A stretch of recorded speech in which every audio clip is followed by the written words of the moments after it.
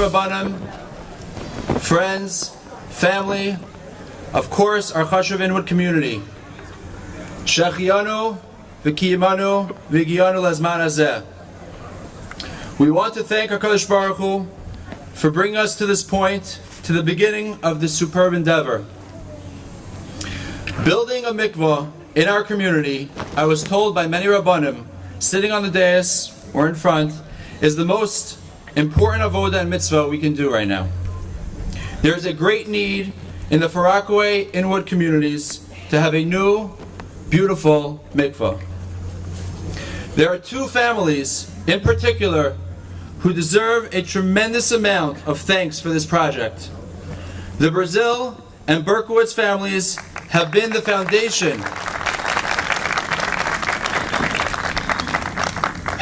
foundation of this project from the get-go.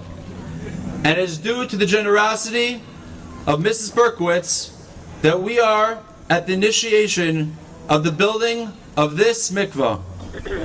The mikvah is dedicated in honor of Mrs. Berkowitz's daughter, Sarah Leah. Yankee and Dovi's mother, whom I was told was a very special individual who was taken way too early. Dovi told me she had a tremendous amount of love for mitzvos and she was very involved in community affairs. She was the kind of individual who, when she saw something lacking, whether in a spiritual or physical sense, she had a passion to fulfill what was missing. We know that she would be honored to be the catalyst for the building of this mikvah. We would like to call up Yankee Brazil to share a few words.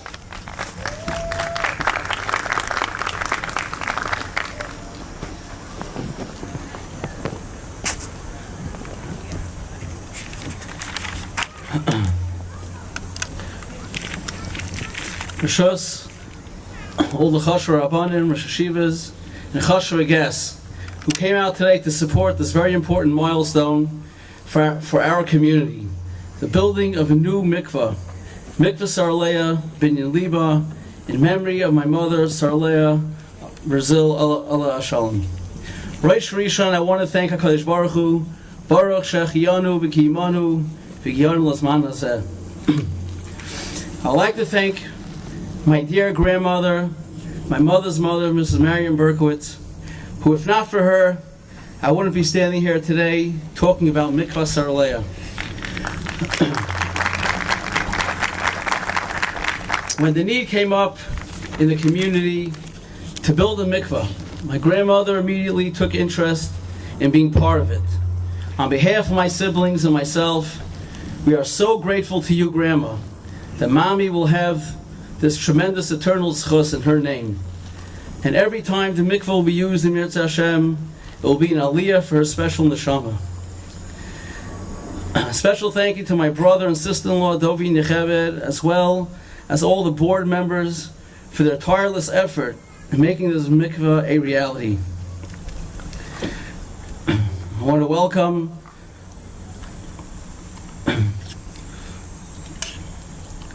Grandma's brother Henry and sister-in-law Joyce, who came to speak with Grandma. It's a big success to have you.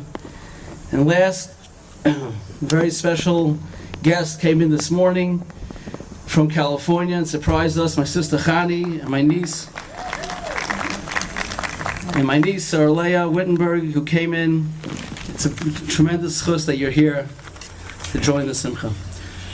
The word mikvah comes from the root kaveh, which means a gathering of water. Kaveh also means to hope, as we find in the pasuk Kaveh El Hashem.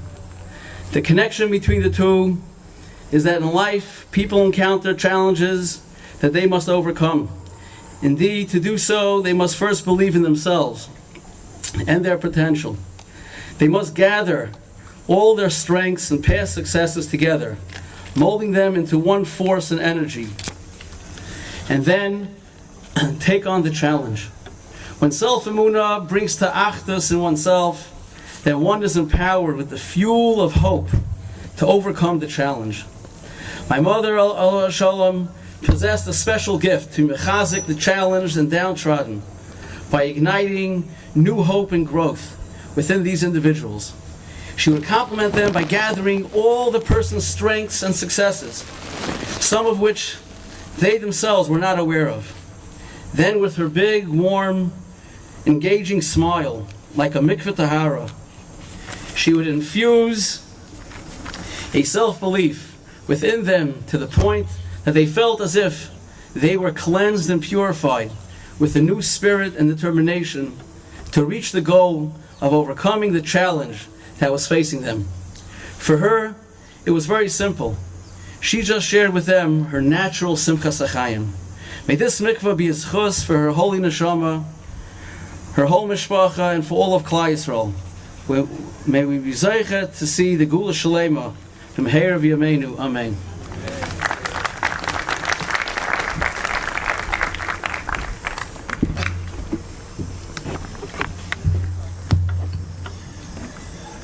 The next family to whom we owe a tremendous amount of appreciation is the Stoll family. Mr. and Mrs. Stoll grace us with their presence on a constant basis, and we all feel that they are part of our community. Simi and his Rebbitzin are one of the founders of Inwood, and they both have been involved in the success of this project from the beginnings. Liba was Mr. Stoll's mother. She grew up in a Jewish village in Ukraine, where she sold wheat to make a living so that her husband, Yisrael, the son of a dayan in the shtetl, could learn Torah day and night. She was a tznua with impeccable midos. Believe it or not, Mr. Stoll and Mrs. Stoll were on their way here. I don't know if they knew about the marathon, but Mr. Stoll sent his speech to Simi Stoll, who will share a few words on behalf of his father, who will try to share a few words. I believe this is the second time he's speaking in a public affair. Bear with him. Thank you.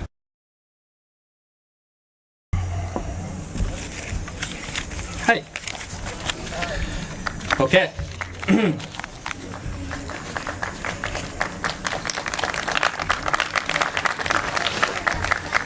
Rishus, Chashava Rabbanim, and guests, thank you all for coming out here to mark this momentous occasion. I was asked, or forced, to say a few words about my Bubby, Aleh Shalom. Bubby Liba was born in 1899 to Zev and Ita Zigman in a small Jewish village, a shtetl, in the Ukraine. In 1917, Bubby married Zedi Yisrael, who was the son of Harav Yeshua Sokol, the dayan of the shtetl.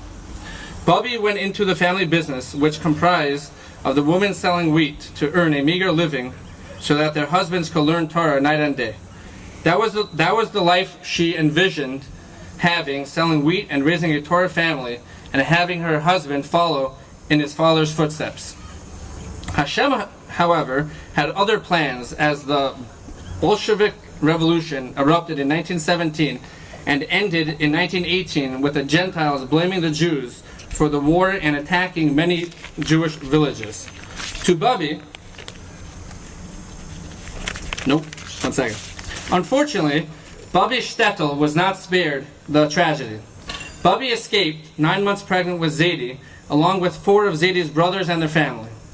The desired destination was Eretz Yisrael, so that they would all be able to fulfill the dream of living as Torah Jews in Eretz HaKodesh. Once again, Hashem had different plans for Bubby and Zedi. They got separated from the group in Romania, where Bubby gave birth to her eldest daughter. One challenge after another, including being robbed of their possessions, they ended up in France and then boarded a boat to Ellis Island, where penniless and destitute they settled in a slum area in Brooklyn in a tenement project. The majority of the group they had traveled with landed in Eretz Yisrael. To Bubby, everything was hashgacha pratis, and she happily accepted her situation. There was running water, electricity, kosher butcher shops, and above all, a mikvah. Going to the mikvah in the dead of winter in Russia was extremely challenging, and here the mikvah was easily accessible and warm. Furthermore, her husband didn't have to concern himself with the mobs and pogroms that they endured. Walking to learn Torah in Brooklyn was far safer than in the shtetl Ivankov. To Bubby, everything was Mina Shemayim and Gam Zulatova. To describe Bubby in one word would be Tznua. Just like Yehuda said, she had impeccable midas and was smiley and nice to everyone. She embodied the life of a Torah Jew, which she felt could easily be accomplished in the tenements of Brooklyn. Bubby was a vestive of the days of old, and her essence is reflected in her name Liba. Mikvah Saralea B'nai Liba is a true embodiment of her legacy and all that she represented. Thank you. We cannot continue without the mention of someone who has been the backbone of the building of this mikvah since its inception. Yehuda, you should probably stop talking at this moment. Yehuda Michaeli, he deserves a lot more than that, I promise you. Yehuda Michaeli, I'll say it one more time. Yehuda Michaeli has devoted incredible amounts of time, energy, and resources to ensure the success of this holy project. Generally, every project has a team that collaborates and ensures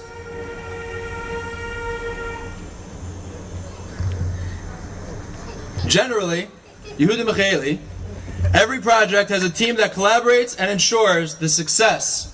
But I don't think I'm exaggerating when I say that he has carried the whole of this mikvah on his back single-handedly for a long period of time.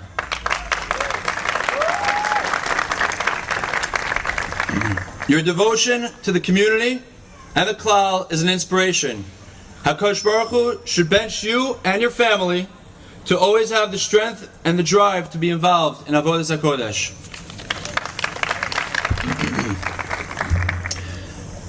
Immersion in the mikvah has offered a gateway to purity ever since the creation of man. In the Midbar, the famed Bereshal Miriam served as a mikvah, and Aaron and his sons' induction in the kahuna was marked by the immersion in the mikvah. In the times of the Beis HaMikdash, the Kohanim, as well as each Jew who wished entry into the Beis HaMikdash, had to first immerse in the mikvah. On Yom Kippur, the holiest of all days, the Kohen Gadol was allowed into the Kodesh Kodashim, the innermost chamber of the Beis HaMikdash, into which no other mortal could enter. This was the zenith of a day that involved an ascending order of avodah, each of which was preceded by tefillah in the mikvah. The primary use of a mikvah today are delineated in Jewish law and date back to the dawn of Jewish history. They cover many elements of Jewish life. Mikvah is an integral part of conversion in Yiddishkeit. It is used for the immersion of new pots, dishes, and utensils before they are utilized by a Jew. The mikvah concept is also but the focal point of the tahara, the purification rite of a Jew before a person is laid to rest. The mikvah's unparalleled function lies in its power of transformation, its ability to effect metamorphosis. Most Jews see the shul as the central institution of Jewish life. But halacha dictates that constructing a mikvah takes precedence even over building a house of worship.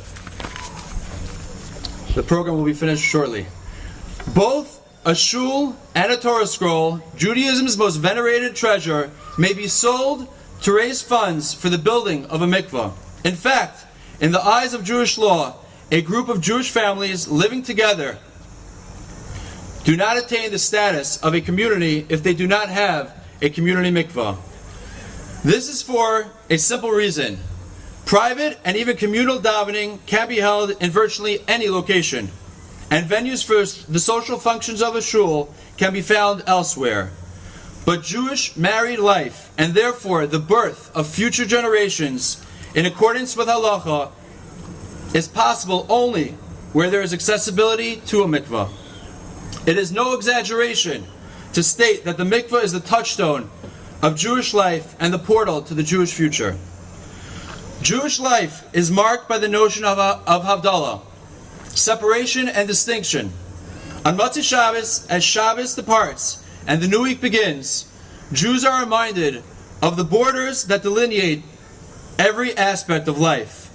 Jews thank HaKadosh Baruch Hu when we say by Havdalah, Hamavdil ben Kodesh l'chol, ben Ar l'choshech, ben Yisrael la'amim, ben Yoim hashvi l'sheshes yimei hamayaseh.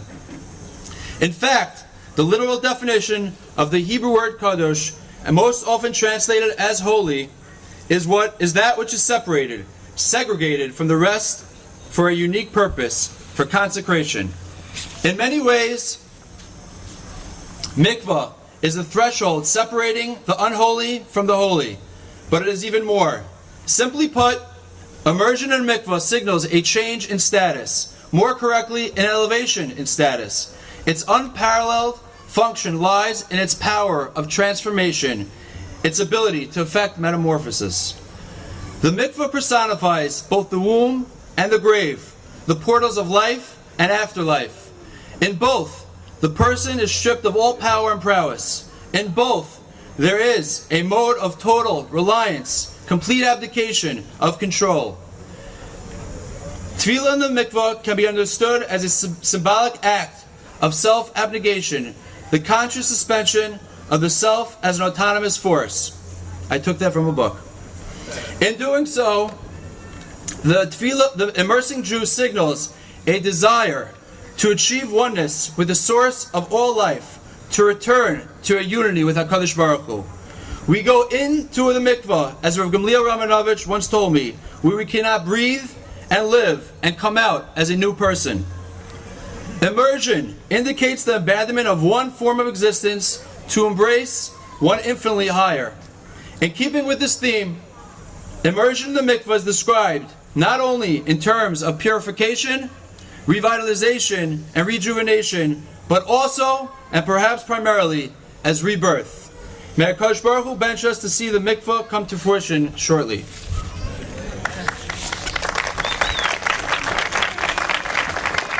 Our Rav Pinchas Weinberger, the visionary behind all of Inwood, there is no project that does not have his blood, sweat, and tears. His efforts to create a growth-oriented community is his one goal. All else is just getting us there. He is a Rabbi, a friend, a Rosh Hashiva, and someone who cares for each family in this community. We ask the Rav to give some divrei bracha. Rishus Choshev Rabbanim Rosh Yeshivas Kol Kahal Kodesh Hazeh.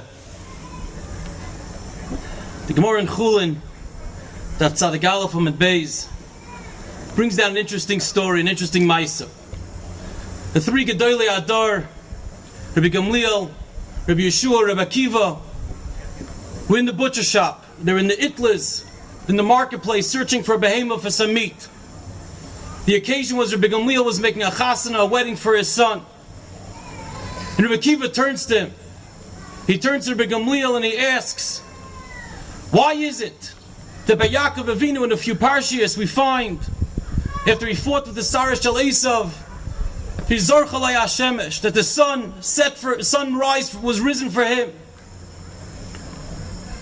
The sun only rose just for Yaakov Avinu, not for the entire world. Rabbi Yitzchak answers in the Gemara, Rabbi Yitzchak says it's referring back to Abba Hashemesh, when the sun set early for Yaakov Avinu. By the time when it was Vayolan in Har Maria, and he was sleeping there on the rock, and at that time the sun set early. So because the sun set early for him, the sun rises early for him. And the questions abound. Why is it that Yaakov Avinu, its sun set early, the sun rose? Why is Rabbi Akiva asking Rabbi Gamliel, talking and learning about this? And why specifically are the three Gedolei Hadar going shopping for meat erev Rabbi Gamliel's son's chasana? So I once heard from a Groisem Mashpia as follows. He said if you put things into context, at that time, perhaps even greater than the Holocaust, was a loss that Klal Yisrael never knew. This this generation, these Gedolei Olam, they witnessed the Churban Abayis, the destruction of the Beis HaMikdash and all that represented, the decimation of all Kedusha, of all Kehillos, millions of people killed in the most barbaric of ways, families torn asunder. There There was nothing left to his yish, as the Gemara in Bava Basra discusses. Should we even build a family? Should we even get married? What's the purpose if we're only going to end our lives in tsar in a few short time? So perhaps they were going to be mechazik, and they were showing at the time of another simcha, of another wedding. Let's show the olam, let's show the crowd that we could do it. We're going to go together, and we're going to buy, and we're going to build this next chassan and build another bayis nema. And Dafka at that time, Rabbi Akiva, the ever optimist, Kol mad avid rachmana letav avid, Akiva nechamtanu, Akiva nechamtanu. Rabbi Akiva turns to Rabbi Gamliel and he says, in case you have any doubts, why was it that Yaakov Avinu, specifically that the sun rose for him? He says, because for him the sun set early. Yaakov Avinu, at a time when he had nothing, he was sleeping on a rock. At a time when it was so difficult, he asked the Rabbi Shalom, Lechol, Lechol, beg it, little boy, just give me some bread. Just give me some clothing to wear, I have nothing. And at that time when the sun set early, practically and metaphorically, there was nothing left. It was the brink of Yush. At that time he had a chaloim. Malachim lo'olim b'yardim boy. And at that time he davened Ma'ariv. And from there, he was misakin and he told Klal Yisrael, Ma'isavasim l'bonim, whenever there's a time of Golus, and ever a time of Choshech, and ever a time of Laila and darkness, and you feel close to despair and close to Yush, and the sun's setting early, daven Ma'ariv. Connect to the Rabbanu Shalom. Connect to HaKadosh Baruch Hu. Move on. Forge on. March forward. And in that way, you're going to be Zeicha, you're going to see the Yeshua. The sun will yet rise even earlier for that person who has the faith, who keeps the betachin, who understands where it's all coming from. That's why Rabbi Akiva told that to Rabbi Gamliel. You think right now, who knows where your son's going to end up, where this marriage is going to be. Who knows if your children are going to be alive in another week, in another year, if there's going to be a Klal Yisrael. Don't worry. Yet we will stop in Ma'ariv. We're going to have the betachin, we'll have this chasana, and this bias will just be the beginning of so many more to come.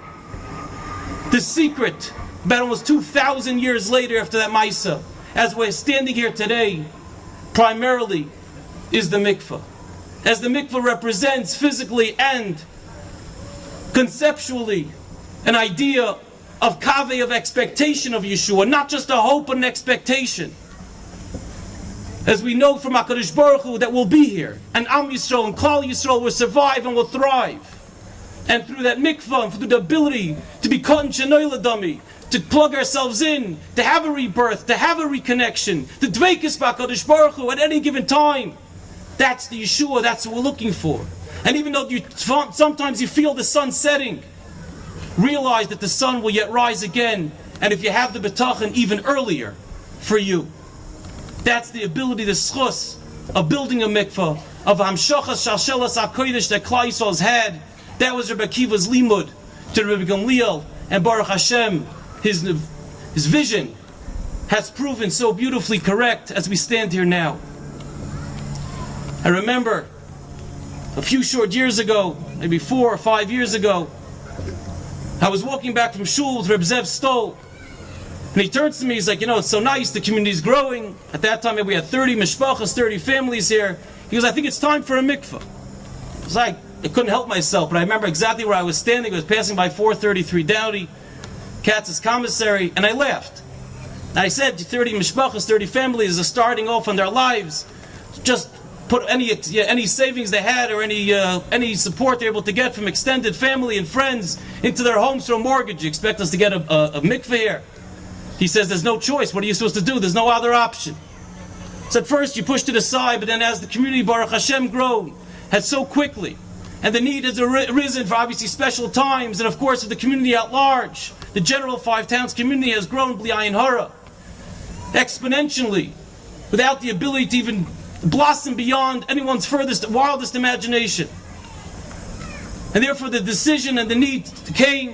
And I remember I went over to Mrs. Berkowitz and I asked her, can you help us out? It was a matter of moments till she said yes, and we needed a little bit more. She said yes again.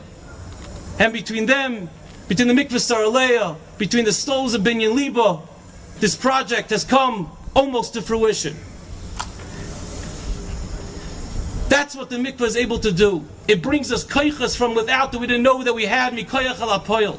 It brought this community, yes, with the leadership, definitely Rabbi Yehuda Michaeli, who was able to dig into pockets that people didn't even know they possessed. To have almost 50 names of people getting by the day and pledging over $5,000 to give or to collect. These are extraordinary measures for a community of this size and of this age. But that's the koyach of the mikvah. To bring out those koyachas that we have deep within. And when Klal Yisrael is pushed to the test, even though there were times when it's difficult and there were many naysayers, we persevered and we pushed harder and we marched on forward. And when the sun was beginning to set, we know the sun would rise even earlier, as we see today. Maybe not practically the sun, but at least that we're here ready to build. In conclusion, the first night of Hanukkah, during one of the years in Bergen-Belsen, the Yidden, the remnants, the She'iris, wanted to light the first night of Hanukkah. And they got together a shoe as the menorah, shoe polish, and get the oil from there. They obtained some fire, and they took one of the prisoners' uniforms and made it as a wick. And they were mechavet the Bluzhever Rebbe to light, it's in the first light's licht. And he gets up there and he makes the Hadik Ner Shel Chanukah, and he makes the Bracha Shas Nisim. And he looks around and he hesitates. And then he goes back to the candle and he makes the Bracha Shechayonu V'Kimonu V'Giyonu Lazman Hazeh.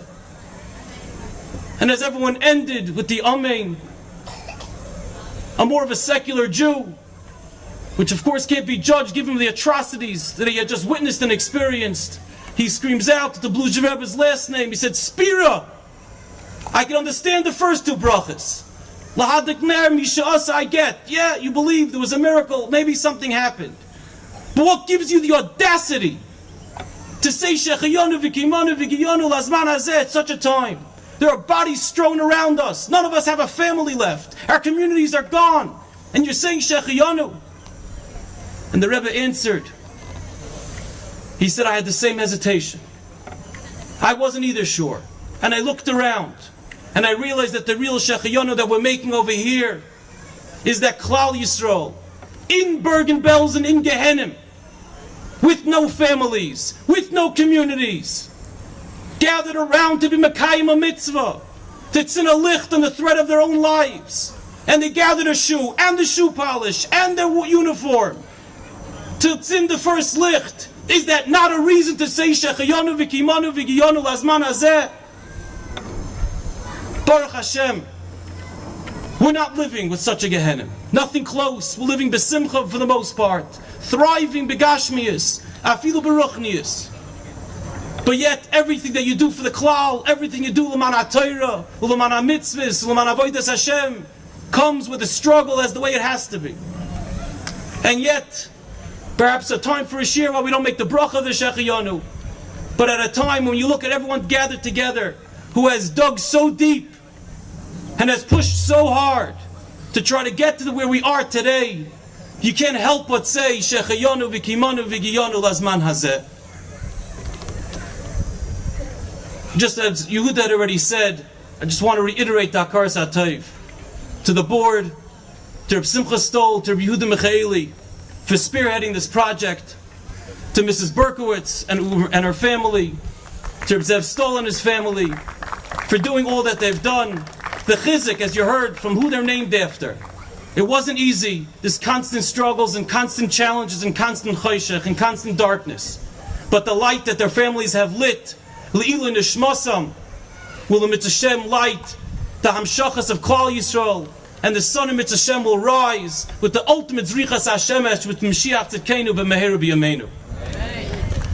Without further ado, just to ask for the final speaker, someone who has witnessed the growth of the 5 towns, who had a large effect on the hashpah of so many families who live in this community, and more importantly, specifically for this occasion, who knew Rebbe in Sarolei, Brazil, in a personal way.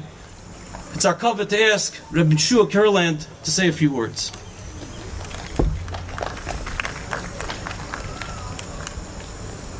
I really have very, very little to add to the beautiful, beautiful words of the Rav, of Rabbi Yehuda Zachter, of Rabbi Yankee Brazil, of Simi Stoll. I think the only thing I can add is that I remember in 1971 when we went to the gas station on Downey Boulevard and you could buy regular gas for $28.9 and high test for $32.9. That's 28 cents and 32 cents. And who would ever have imagined that there would be a community in Inwood, a Torah Dika community like this one, building a mikveh as we gather today to celebrate not only the mikveh, which in a sense is the Makkah Patish, or in a sense the Haskalah of the community, but this community at large that for the past 10 years has grown so beautifully under the guidance of your Rav and your Rebbitzin and all the wonderful, wonderful people that are part of the Inwood community. Chazak ve'amatz, the Rabbi Shalom should send gewaltige siyata d'shmaya, that this binyan should just be the beginning of many binyanim mifoyorim, and give great nachas ruach ta'kodesh baruch Hu. I apologize to the Stoll family. I said it to Simi before. I did not know Mrs. Liba Stoll, Allah Shalom. I'm sure that all that was said and all that I have to say pertains to her as well. A story. A man is talking to his lawyer. And he says, I have a problem. My neighbor owes me $500 and he doesn't want to pay. And the lawyer says, do you have any proof? And the man says, no, I don't have any proof. And the lawyer says, well, write a letter to your neighbor and tell him you absolutely want that $5,000 back. And the man says, no, it's $500, not $5,000. And the lawyer says, I know, that's exactly what he will respond, and then you'll have your proof. We need no proof to the legacy of Rebbitzin Saralei of Brazil, Allah Shalom. No verification, no attestation, no substantiation, no validation of her legacy. Because we see it in the hundreds of Talmidim of Yedidi Hayakar, her husband, her Rav Shmuel, Brazil, Zolgezunzain. We see it in her beautiful mishpacha. 2 of her children live here, don't just live here in the Inwood community. They are a mainstay. They are foundational to this community. And we see it in the blossoming community of Inwood, that in a sense is a product of her very children. Nonetheless, I can think of no greater testimony to this very special neshama than a mikvah tahara, mikvah saraleya, that will stand Mirz Hashem ad bias goyel tzedek as an edus to the purity of this very, very special neshama that we were zoichet to know. There's another story. A man went on a fishing trip, and his wife didn't want him to go, but he went anyway. And sure enough, he fell out of the boat and he drowned. And the question was, who's going to go and tell his wife? And they draw straws and they select someone. So Harry goes to tell about the death of his friend Bernie. And he knocks on the door and he says to Bernie's wife, you know, your husband went on the fishing trip, and she said, I know he did, that scoundrel, I told him not to go. Well, he fell out of the boat, and we tried so hard to save him. We kept saying, Bernie, take our hand, Bernie, take our hand. And she said, oh, that guy was so cheap. You should have said, give me your hand. If you would have said, give me, he would have taken it. If he would have said, he never gave anyone anything in his entire life. If he would have said, take my hand, he would have taken it. But you said, give me your hand. Talk about messing up a joke. He never gave anyone anything his entire life. He was a taker. What does it have to do with mikvah? Everything. The Sfarim HaKadoshim say that the definition of Kedusha has to do with giving, and the definition of Tuma has to do with taking. When we give, we emulate the Rabbeinu Shalom. When we give, we're mashpia his midas into the world. When we take and it's selfish and it's self-oriented and it's all about us, that's Tuma at its best. Rebbe in Brazil was a giver. She was such a giver. She was Kodesh because of it. She represented Tahara. She gave and then she gave some more. She was Megalik Kvoit Shamayim by emulating the midas of the Rabbeinu Shalom. And it said in the name of the Arizal that the punishment that Titus Harosha absorbed, that a little gnat, a puny Bria Kala, ended up to be his utter destruction, was because that Bria Kala, that gnat, only has the ability to ingest but not to expel. It can only take in but it cannot give out. That's your punishment, Titus Harosha. You epitomize Tuma. You're a taker. It's all about you. So this gnat brought about your demise. Ma mikvah mitaris hatameyim afa kodesh baruch hu mitaris Yisrael. The mikvah's mitaris hatameyim, like HaKadosh Baruch Hu is mitaris Yisrael.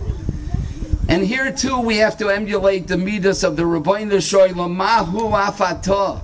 He's Chanun, we have to be Chanun. He's Rachum, we have to be Rachum. He's Erech HaPayim, we have to be Erech HaPayim. And he's Mitahir, we have to be Mitahir. But how are we to be Mitahir in this Olam HaTomei? How are we to be Mitahir when we are so inundated? We're Mitahir by giving. We're Mitahir by being Mashbiah as Tuvoi through our being. We're Mitahir by imitating his every midah. This was the legacy of this wonderful Rebbetzin, whether it was through the many, many hundreds of Einig Shabboses that were in her house, where she not only cooked and not only prepared, but she spoke to every bocher that needed someone to speak with. She was always there for them. She always cared. She was concerned. It was with such an anivus. Just like the water of the mikvah, water is an expression of anivus because it goes from a high place to a low place. Kings are anointed by a river so that they are reminded that they need to be ba'anivus. This woman had tremendous, tremendous anivus. It was with the humility that she actually brought herself down to earth from a very dehoibana place that was the essence of her neshama.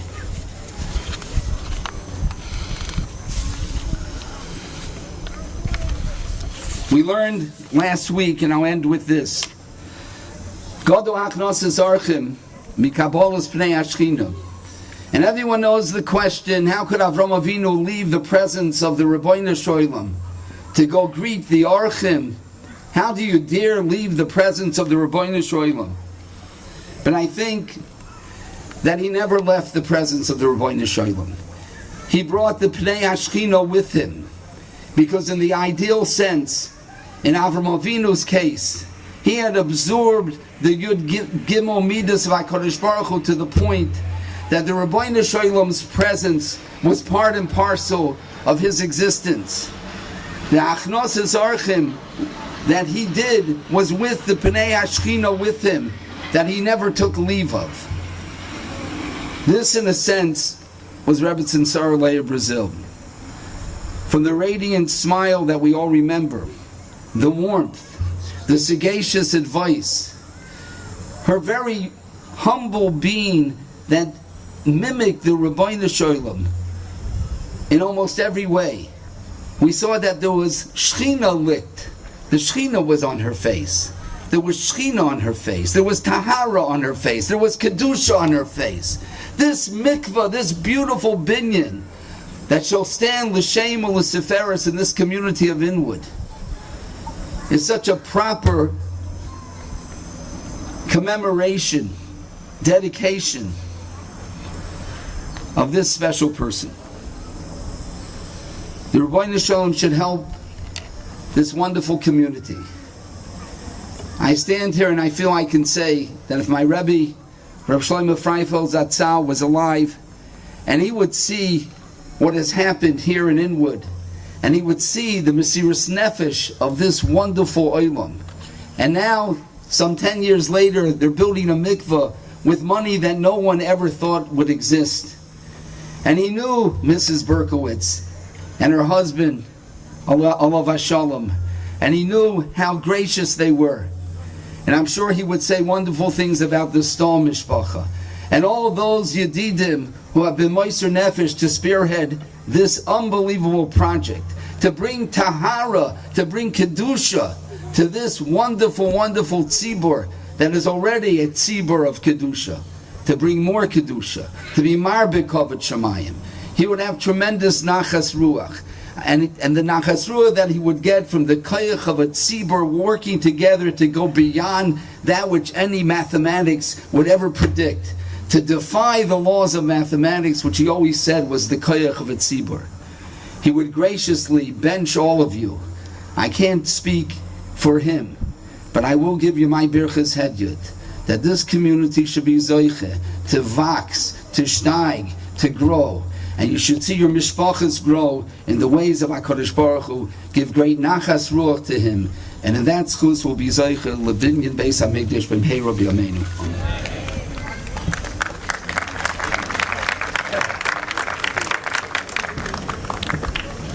Thank you, Rabbi Kurlan.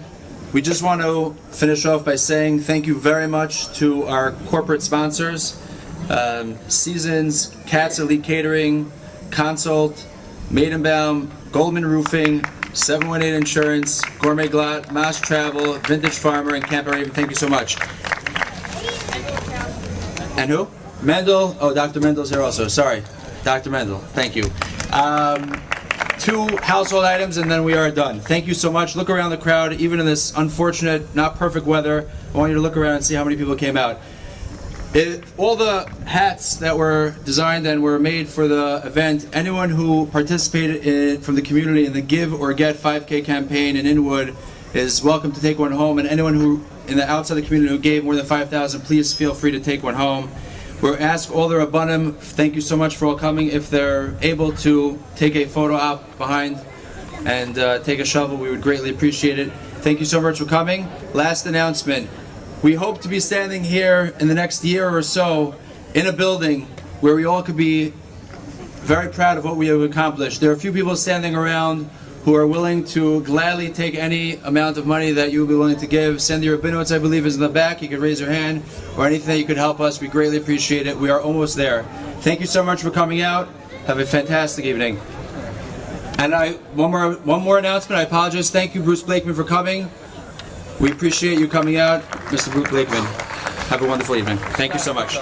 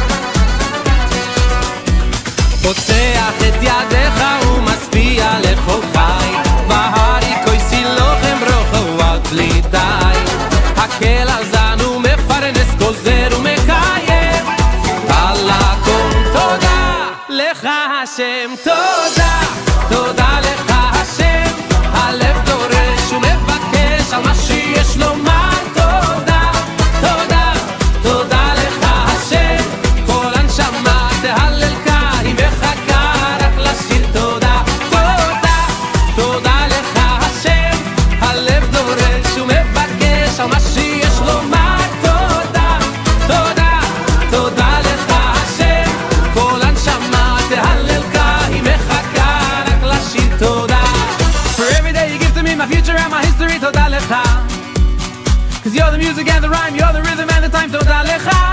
I know that there's a reason and a plan, and so I try the best I can to make you proud. So all the friends I made along the way, let me hear you sing it out loud.